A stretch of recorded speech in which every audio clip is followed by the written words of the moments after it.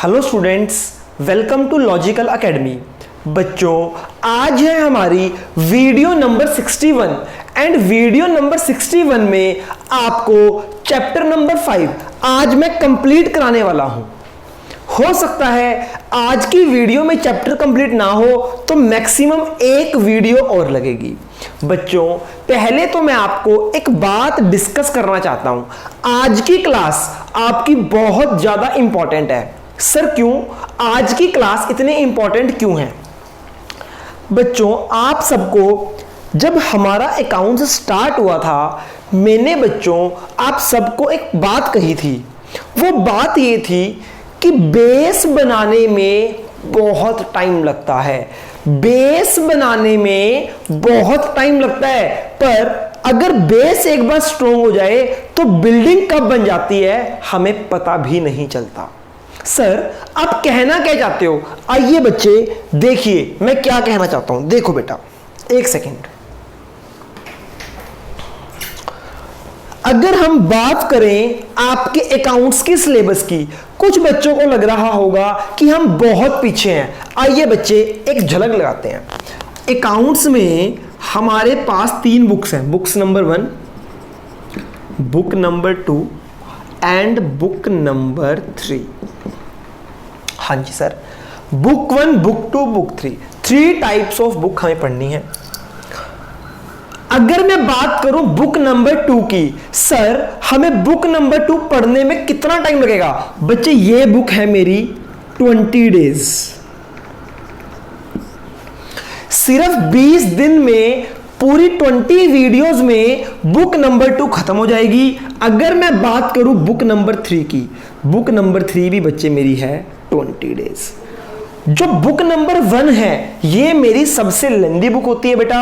इसमें ही बच्चों को बेस कराना होता है, तो इसलिए इसमें टाइम लगता है। आपको बात समझ आ गई होगी कि book number 2 20 days, book number 3 20 days. अब हम बात करते हैं बुक नंबर 1 की।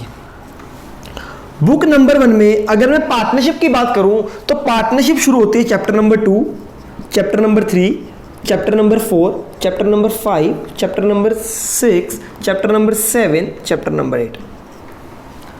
बुक 1 में हमारे पास ये पार्टनरशिप के चैप्टर है। एक और चैप्टर है एनपीओ, उसको मैं अभी कंसीडर नहीं करूंगा। क्यों? क्योंकि बच्चे सारी बुक्स कराने के बाद लास्ट चैप्टर एनपीओ होगा। मैं एनपीओ की आपसे बात नहीं करने वाला। हाँ जी, तो बच्चे चैप्टर नंबर 2 हमारा हो चुका, चैप्टर नंबर 3 हमारा हो चुका, चैप्टर नंबर 4 हमारा हो चुका। अब बच्चों को देखने में लगता है कि सर हमारी 3 बुक्स हैं और अभी तक सिर्फ 3 चैप्टर कंप्लीट हुए हैं, हम बहुत पीछे हैं। हाफ ईयर खत्म हो गया, हम बहुत पीछे हैं। तो बच्चे, पहली बात, हमारी जो स्टडी शुरू हुई थी वो 1 मई से शुरू हुई थी। अप्रैल का मंथ हमने नहीं पढ़ा। सेकेंड थिंग, सितंबर भी अभी मोर देन 20 डेज पढ़े हैं। बच्चे देखो, अब मैं आपको समझाना क्या चाहता हूं, सुनो ध्यान से। चैप्टर नंबर 5 एडमिशन, ये है एडमिशन। चैप्टर नंबर 5 हमारा पूरा हो चुका है। कोई भी ऐसा एक सिंगल न्यू कॉन्सेप्ट नहीं है जो आपको मैंने बताना है। इसमें होता है अकाउंटिंग ट्रीटमेंट ऑफ गुडविल, हम कर चुके हैं। Accounting treatment of reserve and surplus वो सेम है जैसा चैप्टर 4 में था। सेम उसके नोट्स कॉपी कर लेना कि बुक वैल्यू चेंज करनी है नहीं करनी, राइट ऑफ होगा ओल्ड पार्टनर में, sacrifice gaining to sacrifice, same पूरा चैप्टर नंबर 5 हमारा हो चुका है। बस चैप्टर नंबर 5 में आज हम क्या करने वाले हैं, जो भी आपके रीवैल्यूएशन की कुछ एडजस्टमेंट एंट्रीज हैं कि सर हमें इस एंट्री में डाउट है, सर हमें इस एंट्री में डाउट है, सिर्फ आज मैं वो डाउट्स लेने वाला हूं। उसके बाद चैप्टर नंबर 5 खत्म। एक सेकेंड,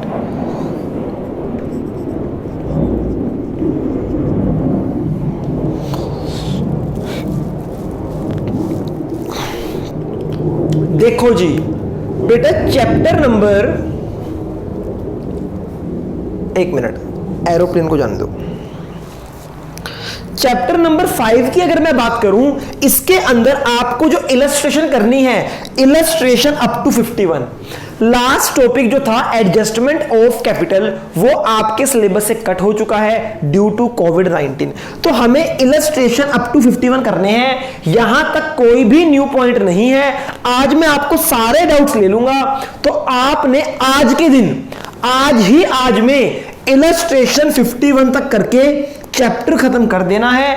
अगर उसके बाद भी कोई डाउट है तो कल लेंगे, कल यानी कि 11 सितंबर को हमारा चैप्टर नंबर 5 कंप्लीट हो जाएगा। समझ गए? चैप्टर नंबर 5 मेरे ऊपर नहीं है, चैप्टर नंबर 5 डिपेंड सिर्फ आपके ऊपर करता है बेटा। चैप्टर नंबर 5 आपके ऊपर डिपेंड करता है कि आप सब बच्चों ने इस चैप्टर को कब तक खत्म करना है। अगर आप 2 दिन में, आज और कल में खत्म कर देते हो, तो आपका बच्चे मंडे से चैप्टर नंबर 6 स्टार्ट हो जाएगा। अब मैं बात करता हूं चैप्टर नंबर 6 की। चैप्टर नंबर 6 सिर्फ 1 डे का है, 1 दिन। मुझे सिर्फ इसमें एक कॉन्सेप्ट कराना है, 1 दिन का कॉन्सेप्ट है, बाकी सारा कुछ सेम रिपीट होगा। इसका भी आपके ऊपर डिपेंड करता है, आपको एक ही दिन में चैप्टर नंबर 6 के सारे क्वेश्चन करने होंगे।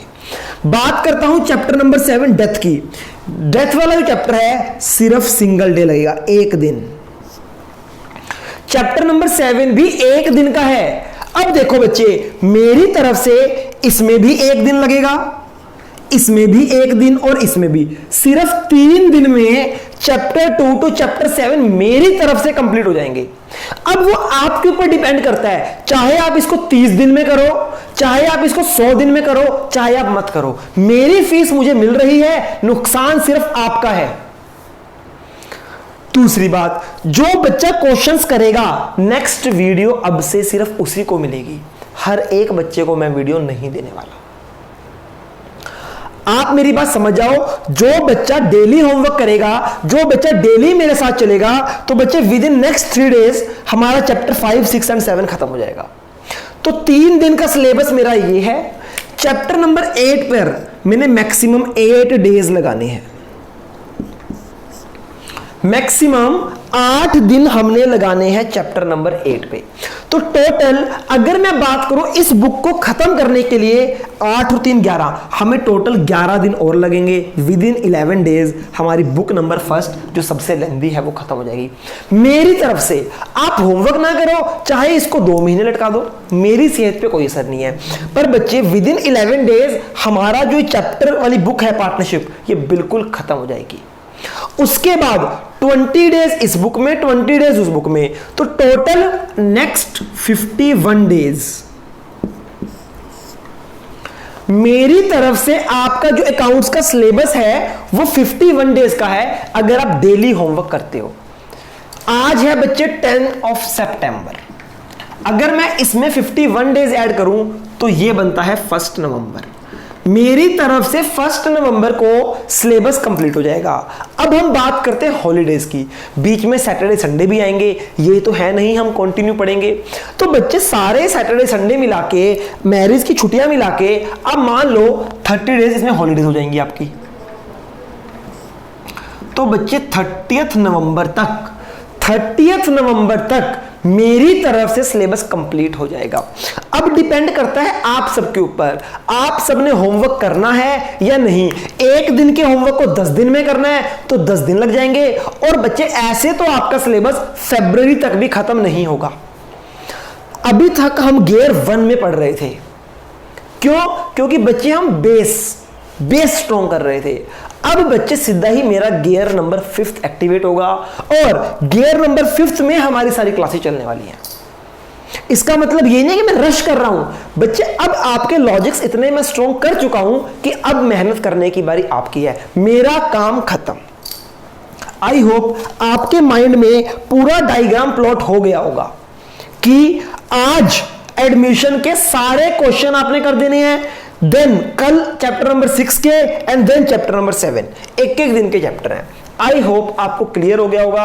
30 नवंबर लास्ट डेट होगी हमारे अकाउंट्स के सिलेबस खत्म होने की। अब आपके स्कूल में हो सकता है बहुत आगे हो पीछे हो, मुझे नहीं पता, बट अगर आप होमवर्क नहीं करोगे बेटा साथ साथ, तो बच्चे हमारा 31 जन भी लग सकता है, 28 फरवरी भी हो सकती है, और हो सकता है एग्जाम आ जाए और हमारा सिलेबस ही कंप्लीट ना हो। सिर्फ उस केस में अगर आप होमवर्क नहीं करोगे, होमवर्क करोगे तो 30 नवंबर, होमवर्क नहीं करोगे तो मेरी पॉकेट से कुछ नहीं जाने वाला, आप सबका नुकसान है, आप अपने आप केयर करोगे उसकी। अब वो टाइम खत्म हो गया कि मैं आपके पीछे भागूंगा कि बच्चे क्वेश्चंस कर लो, क्वेश्चंस कर लो।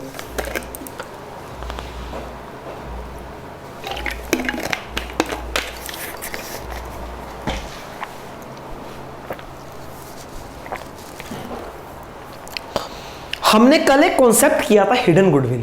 हिडन गुडविल का स्टेप आप सबको याद होगा, मैं दोबारा से रिपीट कर रहा हूं। आपको टोटल कैपिटल निकालनी है, तो हिडन गुडविल में पहला स्टेप कैसे, न्यू पार्टनर कैपिटल इनटू उसका रेसिप्रोकल शेयर, रेसिप्रोकल शेयर, ये निकल गई। फिर आपने क्या करना है, जितने भी पार्टनर है ओल्ड न्यू, सबकी कैपिटल को ऐड कर देना है, capital of A, capital of B, capital of C. ये जो कैपिटल होगी ये ओपनिंग कैपिटल नहीं होगी, ये कौन सी कैपिटल करनी है आपने, क्लोजिंग कैपिटल। ये कहां से आएगी, पार्टनर्स कैपिटल अकाउंट। आपको पार्टनर्स कैपिटल अकाउंट बनाना है, पार्टनर्स कैपिटल अकाउंट से जो क्लोजिंग अकाउंट की फिगर आएगी उसको ऐड करके आपने यहां लिख देना है, माइनस कर देना है, फर्म की गुडविल आ जाएगी। आई होप ये पॉइंट आपको क्लियर है। इलस्ट्रेशन 51 तक आपका होमवर्क है। कुछ ऐसे पॉइंट्स जिसमें आपको दिक्कत आ सकती है। अच्छा जी, अब बच्चे हम एडमिशन में बात करते हैं अकाउंटिंग ट्रीटमेंट, एक सेकेंड बेटा, accounting treatment of reserve and surplus. Sir क्या करना है इसका, बच्चे same accounting treatment of reserve and surplus जो हमने सेम किया है चैप्टर नंबर 4 में, उसी के नोट्स कॉपी मार लेना। सेम बुक वैल्यू चेंज करनी है नहीं करनी, write off not write off, not write off तो क्या होगा सेम, लॉसेस का भी सेम। देन नेक्स्ट टॉपिक है revaluation of asset and liability, same as chapter 4, कुछ भी चेंज नहीं है। अगर आपको वो चैप्टर नहीं आता तो आपकी गलती है। मैं वहां चीख चीख के बोल रहा था कि बच्चे मैं इसको दोबारा रिपीट नहीं कराऊंगा, आप पुरानी वीडियोस देखो, कुछ भी करो, मुझे कोई मतलब नहीं है बेटा। ठीक है जी, अब हम बात करते हैं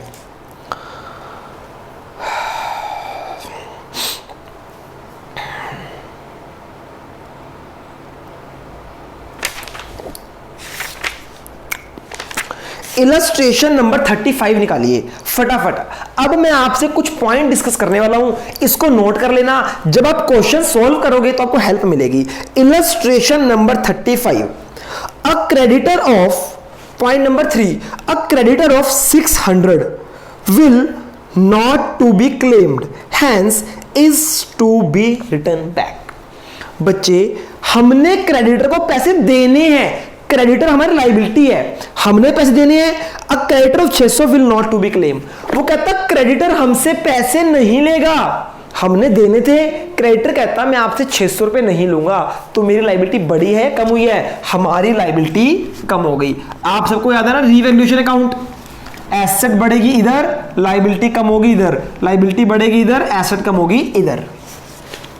तो कहता है creditor of 600 will not to be claim, वो हमसे पैसे नहीं मांगेगा, हमारी लायबिलिटी कम हो गई, तो इधर आ जाएगा क्रेडिटर 600 रुपए। एंट्री क्या होगी, क्रेडिटर टू रिवैल्यूएशन, ये लिखे ना, hence is to be return back, इसका मतलब है राइट ऑफ, खत्म कर दो, रिटर्न बैक उल्टा मत ऐड कर देना। इस पूरी लाइन का मतलब है एक क्रेडिटर ने हमसे पैसे लेने थे, अब उसने मना कर दिया कि मैं पैसे नहीं लूंगा, मेरी लायबिलिटी कम हो गई, फायदा हो गया, लायबिलिटी कम तो इधर। Illustration number 36, most most most most, जितना मोस्ट लगा दो उतना कम, उतना इंपॉर्टेंट है। इलस्ट्रेशन 36 अगर ये समझ लिया ना बेटा, मैं कह रहा हूं बोर्ड्स में ना 6 नंबर पक्के हो गए आपके। इसकी जो एंट्री है इसमें हर तरह की एंट्री है, ठीक। पास जर्नल एंट्री, कहता जर्नल एंट्री पास करनी है। बच्चों मैं जर्नल एंट्री पास नहीं करने वाला, मैं आपको रीवैल्यूएशन अकाउंट बना के दिखाने वाला हूं। एंट्रीज आप खुद पास कर लेना, आप सबको आती है एंट्रीज पास करनी। एसेट बढ़ी तो डेबिट, एसेट कम तो क्रेडिट, लायबिलिटी का क्रेडिट बेस बढ़ेगी तो क्रेडिट, है ना। अपोजिट इफेक्ट रीवैल्यूएशन में। मैं आपको इसका रीवैल्यूएशन अकाउंट बना के दिखाने वाला हूं। एंट्रीज आप खुद कर लेना, जहां मुझे लगेगा एंट्रीज की जरूरत है मैं वहां आपकी बनवा दूंगा। इलस्ट्रेशन 36 मोस्ट इंपॉर्टेंट है। और बच्चे मेरी आप सबको एडवाइस है, पहले इसको खुद सोल्व करो, नहीं समझ आए ना तब इस वीडियो को देखना, पहले खुद करो। पहली, the value of furniture is to be increased by, furniture बढ़ रहा है, एसेट बढ़ रही है, इधर आ जाएगा, फर्नीचर बढ़ गया कितना 10,000। सिंपल था, कोई दिक्कत नहीं है। एंट्री क्या हो जाएगी, इस एंट्री की वजह से रीवैल्यूएशन अकाउंट क्रेडिट हुआ है, तो फर्नीचर टू रीवैल्यूएशन। नेक्स्ट कहता है the value of furniture is to be increased to 40,000। Book value, बच्चे बुक वैल्यू का मतलब पता क्या होता है, बुक वैल्यू का मतलब होता है बैलेंस शीट की वैल्यू। बैलेंस शीट में एक फर्नीचर था 20,000 का, इसका मतलब है फर्नीचर की बुक वैल्यू है 20,000। लिखे ना, बुक वैल्यू ऑफ फर्नीचर 20,000, यानी बैलेंस शीट में उसकी वैल्यू 20,000 थी। अब क्या बोलता है, the value of furniture is to be increased to, उसकी आज वैल्यू 40 हो गई है, 20 से 40 तो बढ़ गया, फर्नीचर बढ़ गया दोबारा, कितने से बढ़ा 20 से, ठीक है ना। इसकी बोल रहा है आज वैल्यू 40,000 हो गई है, तो 20,000 का प्रॉफिट हो गया। The value of furniture is to brought up to 120% of its value. कहता उस एक फर्नीचर था जिसकी वैल्यू 50,000 थी, आज उसकी वैल्यू 120% हो गई है। इस फर्नीचर की जो वैल्यू है वो 120% हो गई है, यानी कितनी हो गई है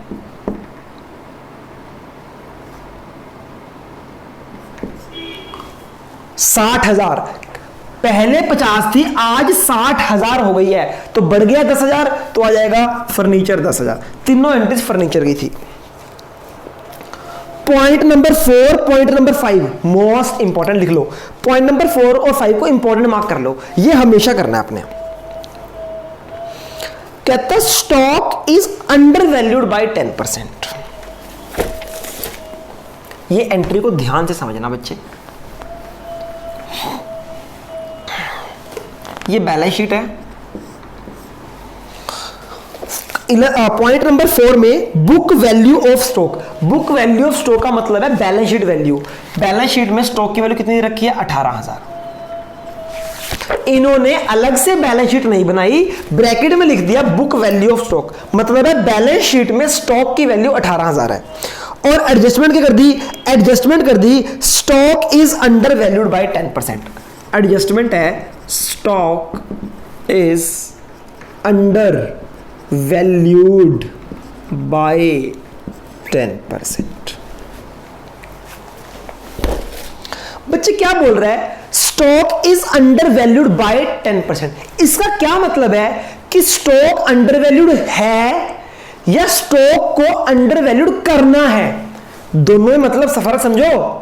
क्या बोल रहा है, स्टॉक इज अंडर वैल्यूड मतलब ऑलरेडी अंडर वैल्यूड है, ये जो स्टॉक है ये ऑलरेडी अंडर वैल्यूड है या हमें अंडर वैल्यू करना है। तो आइए समझते हैं। वो कहता stock is under valued, ED मतलब पास्ट टेंस। कहता stock is under valued, stock already under valued है। स्टॉक है under valued, stock is under valued, stock already under valued है। तो ठीक करने के लिए, कोई चीज अंडर वैल्यू है उसको ठीक करने के लिए उसको इंक्रीज करना पड़ेगा ना। हाँ जी, अच्छा जी। कहता स्टॉक ऑलरेडी अंडर वैल्यूड है। जो ये स्टॉक है, कोई भी चीज अपने आप में 100% होती है, मैं आपको 1000 बार बता चुका हूं। स्टॉक की जो कंप्लीट वैल्यू थी वो 100% थी, पर अभी वो अंडर वैल्यूड है, यानी जो ये वैल्यू है 10% अंडर वैल्यूड, यानी ये 90% की वैल्यू है।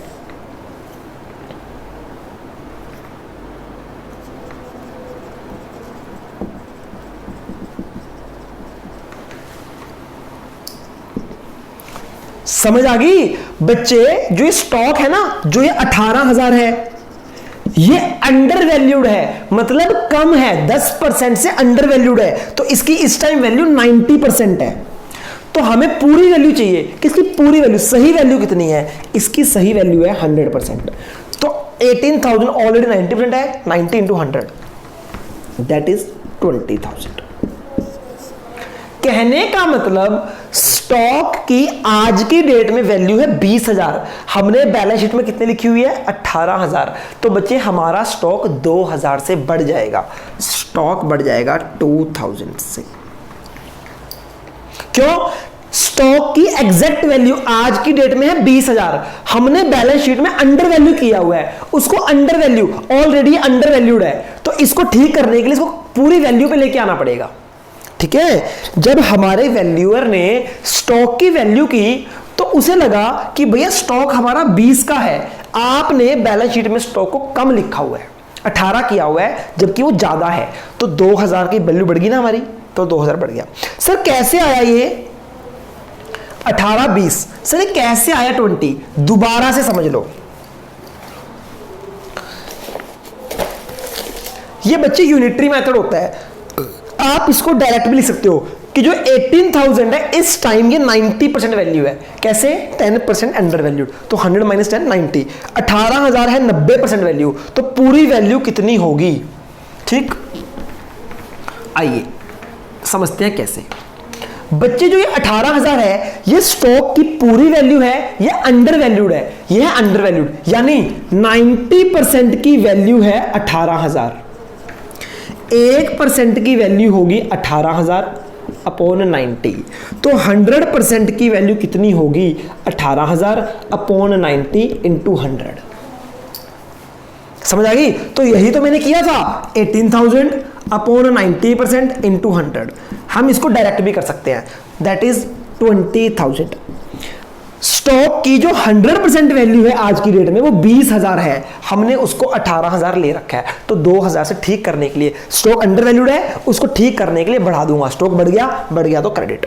आई होप क्लियर है। इसको लिख लो ब्रैकेट में, ऐसे लिख लो इसको। आई होप समझ आ गया। नेक्स्ट,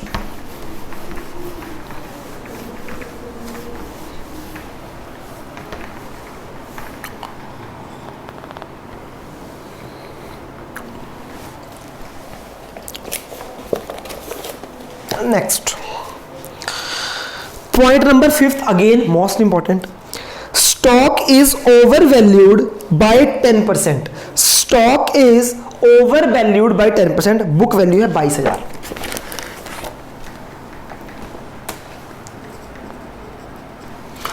अब की बार स्टॉक की बुक वैल्यू है 22,000, और जो स्टॉक है ये अंडर वैल्यूड नहीं है, ये ओवर वैल्यूड है। क्या लिखा है? Stock is over valued.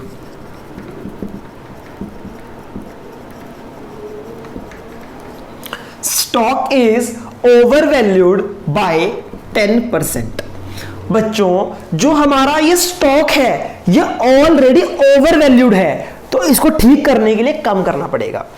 मुझे बताओ, जो ये स्टॉक है ये अंडर वैल्यूड है या ओवर? ओवर, ज्यादा वैल्यूड है, यानी हमारे स्टॉक की जो एग्जैक्ट वैल्यू होती है वो होती है 100%। ये ओवर वैल्यूड है 10%, यानी जो ये वैल्यू है ये 110% की वैल्यू है। जो हमने बैलेंस शीट में स्टॉक की वैल्यू रिकॉर्ड की हुई है वो 110% वैल्यू रिकॉर्ड की हुई है। ओवर 100 से भी ओवर, 100 से 10% ओवर, तो 110%। तो हमें इसकी एग्जैक्ट 100% वैल्यू कितनी है आज वो निकालनी है। तो जो 20,000 है ये कितने परसेंट है? 110%। हमें चाहिए 100%। आई थिंक ये भी आ जाएगा 20,000। स्टॉक की आज की डेट में वैल्यू है 20,000, हमने बैलेंस शीट में लिखी है 22,000, तो 22,000 है, बैलेंस शीट वैल्यू है 22,000, हमें पता चला आज उसकी वैल्यू है 20,000, तो 2,000 से स्टॉक की वैल्यू कम कर दो, स्टॉक कम हो जाएगा, इधर आ जाएगा। ठीक है ना? क्यों? क्योंकि स्टॉक ओवर वैल्यूड है, बढ़ा हुआ है, ठीक करने के लिए कम कर देंगे, स्टॉक कम तो डेबिट। I hope. वो अंडर वैल्यूड था 18,000, अंडर वैल्यूड मतलब 90% था, ये ओवर वैल्यूड है मतलब इसमें ऐड कर दिया, ओवर है ये, तो 100% की वैल्यू निकाल ली। आई होप ये पॉइंट समझ आ गया बच्चे। मोस्ट इंपॉर्टेंट पॉइंट है, पेपर में आने वाला पॉइंट है, बार बार रिपीट होना है, इसको अलग से आप इंपॉर्टेंट लिख लो। Point number 7, machinery is taken by X for 80,000। Machinery की बुक वैल्यू है 60,000। मशीनरी की बैलेंस शीट में कितनी वैल्यू है? 60,000 वैल्यू है। एक पार्टनर है हमारा एक्स, एक्स ने मशीन को ले लिया, एक्स ने टेक ओवर कर ली कितने में? 80,000 में। तो मुझे बताओ 60,000 की चीज 80,000 में टेक ओवर कर ली तो मशीन की वैल्यू बढ़ गई या कम होगी? मशीन की वैल्यू 20,000 बढ़ गई। बढ़ गई तो इधर आ जाएगा मशीन 20,000, ठीक है, क्योंकि बढ़ गई ना।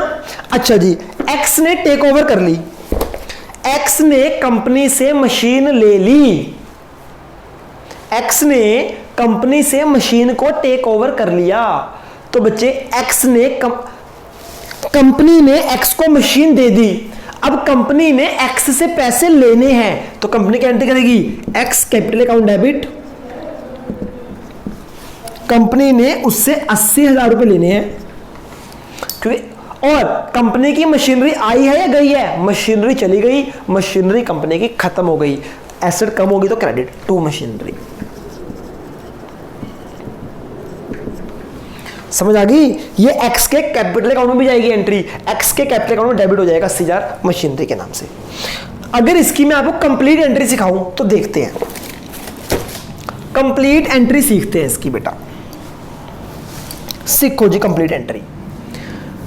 एक्स ने मशीनरी टेक ओवर कर ली 80,000 में, मशीनरी पहले कितने की थी? 60,000 में, एक्स ने ले ली तो मशीनरी हमारी 20,000 से बढ़ गई। पहले तो उसकी एंट्री करो, मशीन अकाउंट डेबिट, एसेट बढ़ रही है, एसेट बढ़ती है debit, machine account debit 20,000 to revaluation account. Machine बढ़ गई ना, तो बढ़ती है एसेट तो रिवैल्यूएशन में जाती है। फिर जब इसको एक्स टेक ओवर कर लेगा, देखो जी 60 की मशीन पहले थी, 20 की बढ़ गई तो मशीन की वैल्यू होगी 80। अब एक्स ने इसको ले लिया तो एक्स से पैसे लेने हैं, x capital account debit, machine चली गई 80,000। आई होप क्लियर है, इसको खुद करोगे फिर और समझ आएगा। Entry number 8, 1/3 of machinery is taken bye Y for 30,000 and balance is revalued at 57,600.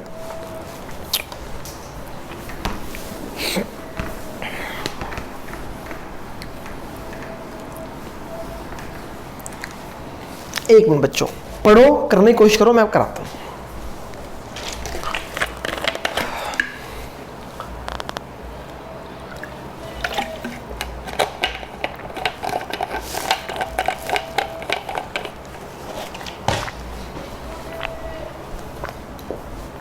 हाँ जी बच्चे, गला सूख जाता है पढ़ाते पढ़ाते। बच्चों समझ आ रहा है? 1/3 of machinery is taken bye Y for 30,000 and balance is revalued at 57,600. Book value of machinery 72। हमारी बैलेंस शीट में बुक वैल्यू मतलब balance sheet value, balance sheet में मशीनरी पड़ी है 72,000 की। 72,000 की मशीनरी है। अब इस मशीनरी को क्या किया? कहते 1/3 of machinery taken by Y, 1/3, total machinery है 72,000 की, इसका 1/3 ऑफ मशीनरी, 1/3 ऑफ मतलब मल्टीप्लाई मशीनरी, कितनी होगी 1/3?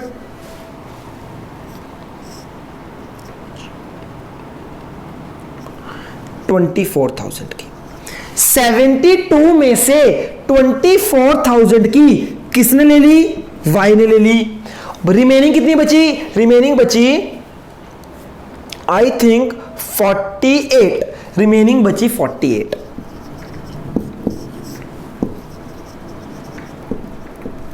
समझ आई? टोटल मशीनरी है 72 की, y ने ले लिया है 1/3 निकाल लिया, और जो बची है वो रिमेनिंग रह गई। ओके, अब y ने 24 की मशीनरी को कितने में लिया है? y ने इस मशीनरी को लिया 30,000 में। तो हमारी मशीनरी की वैल्यू 6,000 से बढ़ गई ना, तो मशीनरी आ जाएगा इधर 6,000। ये एंट्री क्या होगी इसकी? Machinery account debit 6,000 to revaluation account 6,000। एक तो 6,000 से मशीनरी बढ़ गई, अब ये मशीनरी y ने ले ली, तो y से पैसे लेने हैं, y कैपिटल अकाउंट डेबिट कितने लेने हैं? 30,000 टू मशीनरी हमने y को दे दी अपनी 30,000 की, तो ये एंट्री होगी इसकी, y टू मशीनरी। अब बोलता है जो रिमेनिंग मशीनरी है यानी 48,000 की जो मशीनरी है, आज उसको रिवैल्यू किया तो उसकी वैल्यू आई है 57,600। आज की डेट में जो बची हुई मशीनरी है जो y ने नहीं ली, उसकी वैल्यू कितनी है? 57,600, यानी कि 9,600 इसमें भी हमारा प्रॉफिट हो गया। हमारी आज मशीनरी की इतनी वैल्यू बढ़ गई, तो इधर भी आ जाएगा मशीनरी 9600। आप इसको इकट्ठा भी लिख सकते हो 15,600, अलग अलग भी लिख सकते हो कि एक तो मशीनरी इतनी बड़ी फिर इतनी बड़ी। आई होप ये एंट्री भी आपको क्लियर है।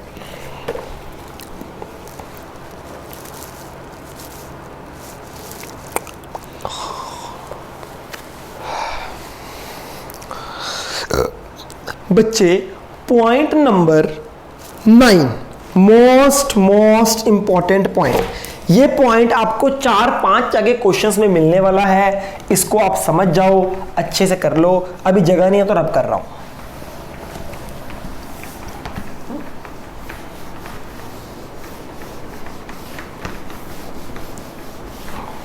बेटा, जो ये इलस्ट्रेशन नंबर 36 है, इसका पॉइंट नंबर 9 देखो क्या है।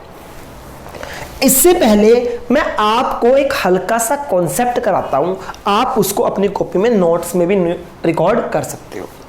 बच्चे देखो, एक क्या होता है बच्चे, हमारे पास 2 तरह के एक्सपेंस होते हैं। एक होता है प्रीपेड एक्सपेंस, एक होता है आउटस्टैंडिंग एक्सपेंस। क्या मतलब है प्रीपेड एक्सपेंस का? Expense paid in advance. Prepaid expense क्या होता है? Expense paid in advance for the next year in current year. ये होता है आउटस्टैंडिंग, होता है एक्सपेंस पेबल, अभी देना है। ध्यान से समझो, ये है मेरा ईयर 1, ये है ईयर 2। बच्चे, प्रीपेड एक्सपेंस, नाम से ही पता चल रहा है प्रीपेड, पहले पे कर दिया। ईयर 2 का खर्चा ईयर 1 में ही पे कर दिया, एडवांस में पे कर दिया। तो प्रीपेड एक्सपेंस का मतलब है एक्सपेंस पेड इन एडवांस। जब हम एडवांस में खर्चा दे देते हैं, that is known as prepaid expense. कोई खर्चा जो ईयर 2 का था हमने एडवांस में ही दे दिया, that is expense paid in advance for the next year. Next year का पैसा आज ही करंट ईयर में एडवांस में दे दिया। तो बच्चे, इसको बोलते हैं प्रीपेड एक्सपेंस। अब ये प्रीपेड एक्सपेंस होता क्या है? प्रीपेड एक्सपेंस होता है हमारा एसेट। क्या होती है? प्रीपेड एक्सपेंस हमारी एसेट होती है। कैसे? देखो बच्चे, मैंने एडवांस में पैसे दे दिए, अब बदले में एडवांस में पैसा दे दिया तो बदले में कुछ लेना है या देना है?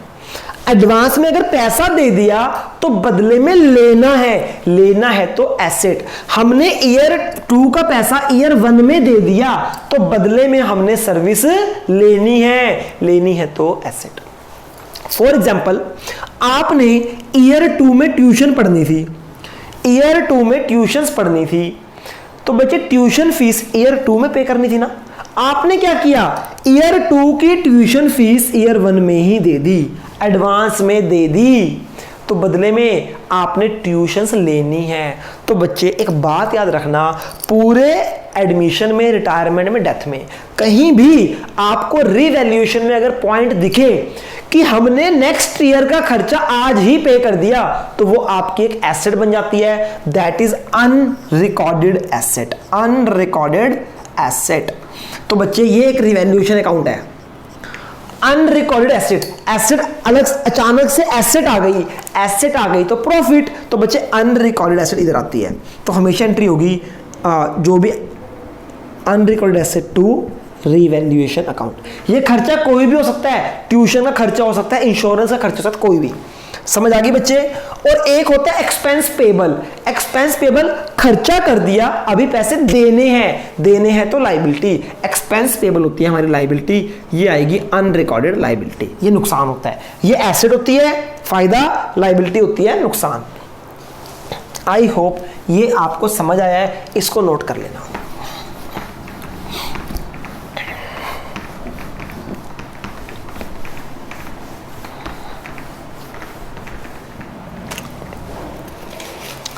देखो बच्चे, पॉइंट नंबर 9 पढ़ो अब। Out of the amount of insurance premium which was debited to profit and loss account 5,000 to be carry forward to the next year. वो कहता है नेक्स्ट ईयर का खर्चा जो नेक्स्ट ईयर में कैरी फॉरवर्ड करना है, नेक्स्ट ईयर का खर्चा हमने एडवांस में पे कर दिया। तो जो ये इंश्योरेंस हमने प्रीमियम पे किया है, ये नेक्स्ट ईयर का आज ही पे कर दिया, तो ये हमारी अनरिकॉर्डेड एसेट बन जाएगा। तो बच्चे इसकी एंट्री क्या हो जाएगी? Unexpired insurance to revaluation account. या फिर अगर आप रीवैल्यूएशन अकाउंट बनाओगे तो ये आपकी अनरिकॉर्डेड एसेट है। अनरिकॉर्डेड एसेट हमेशा क्रेडिट में जाती है, तो यहां पे आ जाएगा अनएक्सपायर्ड इंश्योरेंस 5,000।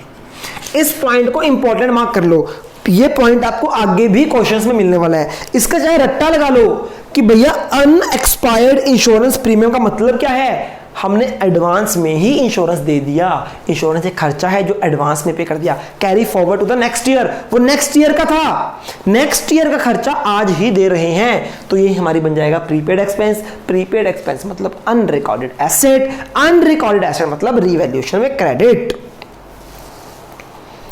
तो इसकी एंट्री लिख लो चाहे तो, एंट्री होगी इसकी अनएक्सपायर्ड इंश्योरेंस टू रीवैल्यूएशन। अगर रीवैल्यूएशन बनेगा तो रीवैल्यूएशन में एक क्रेडिट होगा, क्योंकि बेनिफिट है हमारा, प्रॉफिट हमेशा क्रेडिट होता है। लास्ट इस English question 36 last point. A debtor whose dues of 14,000 were return off as bad debt. कहता लास्ट ईयर हमने किसी से 14,000 रुपए लेने थे, डेटर था हमारा, उसने बोला मैं पैसे नहीं दूंगा, तो हमारे बैड डेट हो गए, हमारी एसेट डूब गई, हमारी एसेट जीरो हो गई। 14,000 रुपए लेने थे, वो कहता मैं नहीं दूंगा, बैड डेट हो गए, यानी हमारी एसेट जीरो हो गई, जीरो। पर अचानक से क्या हुआ? Paid 10,000 in full settlement. एक डेटर ने हमें पैसे देने थे, उसने मना कर दिया कि मैं नहीं दूंगा, तो हमने उसको बैड डेट रिकॉर्ड करके जीरो कर लिया था। लास्ट ईयर का काम है, हमने सब कर लिया लास्ट ईयर, लिखे ना लास्ट ईयर। अचानक से आज वो मेरे पास आया और उसने मुझे 10,000 रुपए दे दिए, तो बच्चे एक तरह से मेरी ये अनरिकॉर्डेड एसेट है, मुझे अनरिकॉर्डेड कैश मिल गया। क्यों? कैसे? देखो, ये है लास्ट ईयर, ये है प्रेजेंट ईयर। हम तो प्रेजेंट ईयर के अकाउंट्स बना रहे हैं। लास्ट ईयर हमने एक डेटर से 10,000 लेने थे, लास्ट ईयर ही उसने मना कर दिया कि मैं पैसे नहीं दूंगा, सॉरी 14,000 लास्ट ईयर लेने थे, उसने लास्ट ईयर मना कर दिया मैं पैसे नहीं दूंगा, तो मैंने कर दिया बैड डेट, पैसे डूब गए 14,000। तो बच्चे लास्ट ईयर मेरे पास डेटर हो गए जीरो, डेटर मैंने रिकॉर्ड नहीं किए, ठीक। अचानक से प्रेजेंट ईयर में वो मेरे पास 10,000 रुपए लेकर आ गया, तो अचानक से मेरी कैश वाली एसेट बढ़ गई, ये मेरी अनरिकॉर्डेड एसेट है। तो क्या होगा? रीवैल्यूएशन अकाउंट में हमारी क्या हो जाएगी? कैश के नाम से क्रेडिट हो जाएगी। इसको आप कर सकते हो, कैश आ गया, cash account debit to revaluation account, क्योंकि हमारा ये प्रॉफिट हो गया 10,000 का। 14,000 का कुछ नहीं करना, जितने पैसे अचानक आए हैं वही तो एसेट बढ़ी है, तो 10,000 से एंट्री होगी। आई होप आपने ये कर दिया होगा। ठीक है जी। इसके अलावा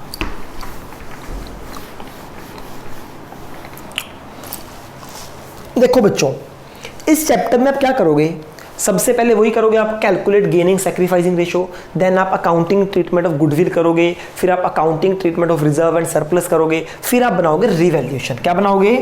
रिवैल्यूएशन अकाउंट। रिवैल्यूएशन अकाउंट बनाने के बाद आप सब बनाओगे पार्टनर्स कैपिटल अकाउंट, देन फिर आप बनाओगे balance sheet. New balance sheet तो बनाओगे ना? हाँ जी। जो भी एसेट और लायबिलिटी रिवैल्यू हुई है उनमें चेंज करके आपने यहां बना देनी है। अब बच्चे इसमें एक फिगर आती है कैश।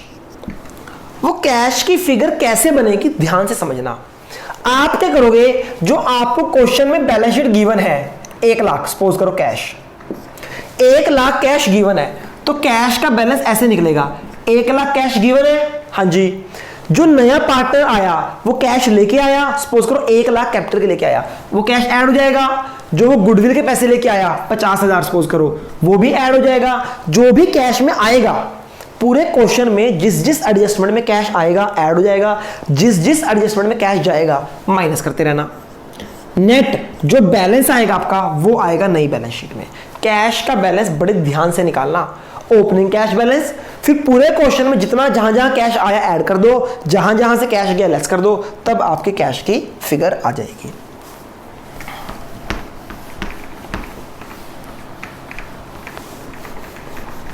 बच्चे क्वेश्चंस खुद ट्राई करोगे तो ही मजा आएगा। इलस्ट्रेशन 37 कर सकते हो आप।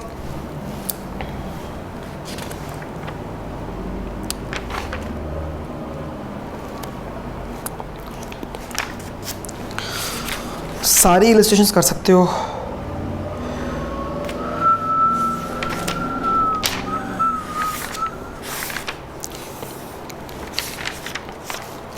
एक मिनट बच्चे, देखता हूं वीडियो कितने मिनट की बनी है आपकी। ओके बच्चों, मैं आपसे अब एक मोस्ट इंपॉर्टेंट पॉइंट डिस्कस करने वाला हूं। आज की क्लास का लास्ट पॉइंट है वो, उसके बाद 2-3 पॉइंट रह जाएंगे, वो कल डिस्कस कर लूँगा। मेरा गला भी पूरा थक चुका है, फिर कल आपका चैप्टर कंप्लीट हो जाएगा। बच्चे हम बात करने वाले हैं आपसे, आज मैं आपसे 3 बातें करूँगा। एक करूँगा बात डेटर की, एक मैं बात करूँगा आपसे बैड डेट की, और एक मैं आपसे बात करने वाला हूँ प्रोविज़न फॉर डाउटफुल डेट।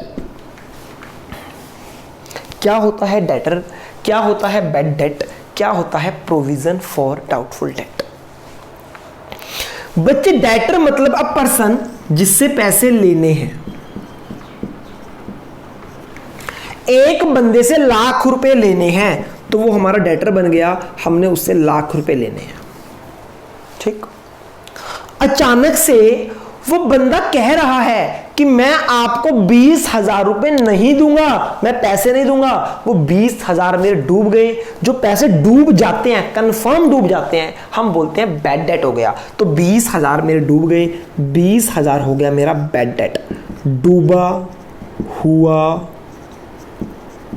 पैसा 100% कंफर्मेशन है कि पैसा डूब गया। तो सर ये प्रोविजन फॉर डाउटफुल डेट क्या होता है, ये हमें समझना है। देखो जी, 1 लाख के डेटर 1 लाख पैसे लेने थे, 20,000 हमें पता चल गया, कंफर्म डूब गया। अब मुझे कितने पैसे लेने हैं? अब मुझे पता है मुझे 80,000 रुपए लेने हैं। 1 लाख लेने थे, 20,000 डूब गए कंफर्म, तो 80,000 बचे हैं लेने हैं।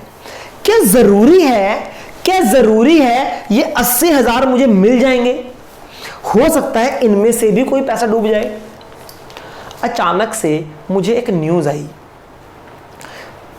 ये एक बंदा नहीं है, ये 5-6 बंदे मिलाकर मैंने 80,000 लेने हैं। मुझे न्यूज आई कि एक बंदे की फैक्ट्री में आग लग गई, जिससे मैंने पैसे लेने हैं उसकी फैक्ट्री में आग लग गई। अब मुझे बताओ, क्या वो मेरे पैसे देगा या वो मेरे पैसे नहीं देगा? कुछ भी कंफर्म नहीं है, हो सकता है वो पैसे दे भी दे, हो सकता है वो पैसे ना भी दे।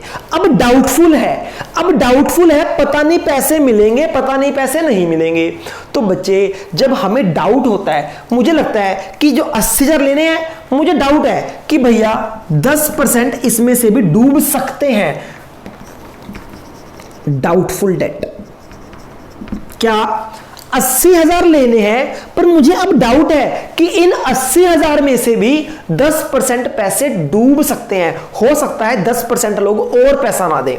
तो बच्चे मैं उसके एक प्रोविजन बनाता हूं, प्रोविजन फॉर डाउटफुल डेट। मतलब प्रोविजन फॉर डाउटफुल डेट का मतलब होता है हमें आशंका है, कंफर्मेशन नहीं है, हमें डाउट है कि पता नहीं पैसा आएगा या नहीं आएगा। तो बच्चे मैं प्रोविजन बना लूंगा 80,000 के ऊपर मैं 10% प्रोविजन बना लूंगा, दैट इज 8,000। मतलब 1 लाख रुपए लेने थे, 20,000 कंफर्म डूब गए, बैड डेट। बचे कितने? 80,000। इसके ऊपर मैंने 8,000 की प्रोविजन बना ली कि भैया हो सकता है 8,000 और डूब जाए, प्रोविजन फॉर डाउटफुल डेट। बचा कितना? ये 72,000 रुपीज क्या है? कंफर्म है कि आएंगे ही आएंगे। समझ आई? इसकी एडजस्टमेंट कैसे करते हैं वो मैं आपको कल सिखाने वाला हूं। अभी आप अपना इलस्ट्रेशन नंबर 36, 35, 37, 38, 39,